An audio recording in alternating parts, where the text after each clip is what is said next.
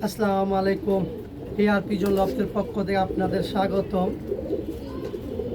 আজকে বিষয় হইল অনেক কবুতর নরে নরে মুস্তি করে, মাদি মাদি মুস্তি করে।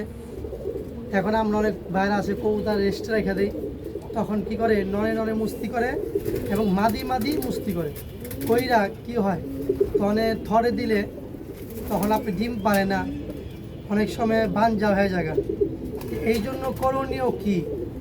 করণীয় এইটাই, যেটা আজকে তার সমাধান দেওয়ার জন্য আজকে যে ভিডিওটা উদ্দেশ্য হলো এটা, এই হলো কড লিভার। এটা হলো কড লিভার। এর ভিতরে আছে হলো আপনার ভিটামিন এ, ভিটামিন D3 এবং ভিটামিন ই। আপনি একটার ভিতরে 3টা জিনিস পাইতেছেন। এই কড লিভারটা আমার একটা মাদি প্রবলেম হয়েছিল, ডিম দেয় না, অনেক সময় নিছে। এই জিনিসটা আমি কড লিভারটা খাওয়ার পরে সপ্তাহখানিক খাওয়াইছি রোজ একটা করে। আলহামদুলিল্লাহ আমার মাদি ডিম দিছে। তাহলে আমি উপকার পাইছি বিদায় এই জন্য আজকে এই কড লিভার বিষয় নিয়ে আজকে ভিডিও বানানোর উদ্দেশ্য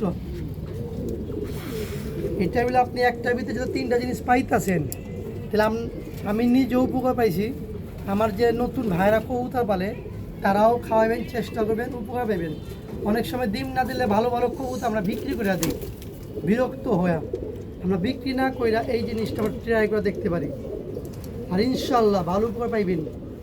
অনেক সময় কবুতরে বাউলা ডিম দেয়, অনেক সময় কবুতরে খোসা পাতলা থাকে, অনেক সময় কবুতর ছোটো ডিম দেয়, অনেক সময় বড় দেয়, অনেক ডিস্টার্ব করে। তাহলে আমি মনে করি এই এই কড লিভারটা যদি আপনারা খাওয়ান, ইনশাল্লাহ ভালো উপকার পাইবেন। আর 1 সপ্তাহ খাওয়াইবেন, খাওয়ানোর পরে ভালো উপকার পাইবেন।